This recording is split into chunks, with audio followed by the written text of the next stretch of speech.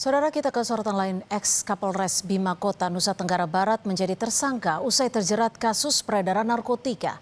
Anggota Komisi 3 DPR menduga jaringan narkoba di kasus ini tak hanya berhenti di level Kapolres Bima Kota. Pengusutan kasus narkoba yang menjerat anggota Polri di Mapolres Bima Kota, NTB, tak berhenti di Kasat Narkoba Polres Bima Kota AKP Maulungi yang ditetapkan sebagai tersangka. Namun Kapolresnya AKBP Didik Putra juga ternyata ikut terseret kasus peredaran narkoba.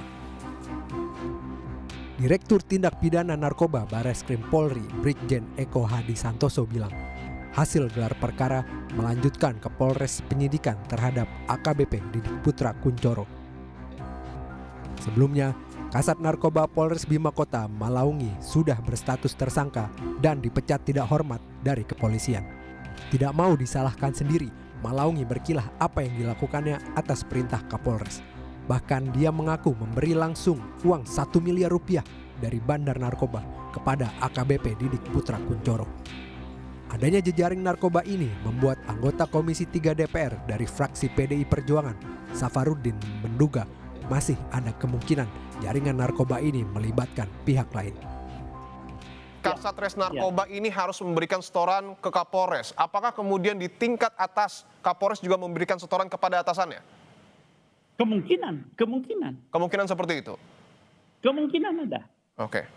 Karena dia ini kan jejaring semua, makanya orang yang mau menduduki suatu jabatan juga harus dicek rekam jejak dia. Seperti apa sih selama ini, mulai dia ibda, menjadi ibtu, dan seterusnya. Komisi Nasional mengapresiasi langkah Polri mengungkap peredaran narkotika di kalangan anggotanya. Namun, karena kejahatan narkotika memiliki ciri berjejaring, maka semua pihak yang terlibat harus diusut secara tuntas. Tapi yang pasti narkoba ini kan kerjanya berjejaring. Ya, nggak mungkin dia nggak berjejaring. Oleh karenanya jejaring ini harus ditelusurin. Tidak hanya soal apakah Kapolres terlibat atau tidak terlibat. Yang juga penting adalah mereka sendiri, para pengedar narkoba juga harus dibongkar. Sehingga kasus yang sama tidak akan terjadi kepada siapapun. Selain diberhentikan dengan tidak hormat, penegak hukum juga harus dilakukan pada aparat hukum yang seharusnya menjadi garda terdepan memerangi narkoba. Tim Liputan Kompas TV.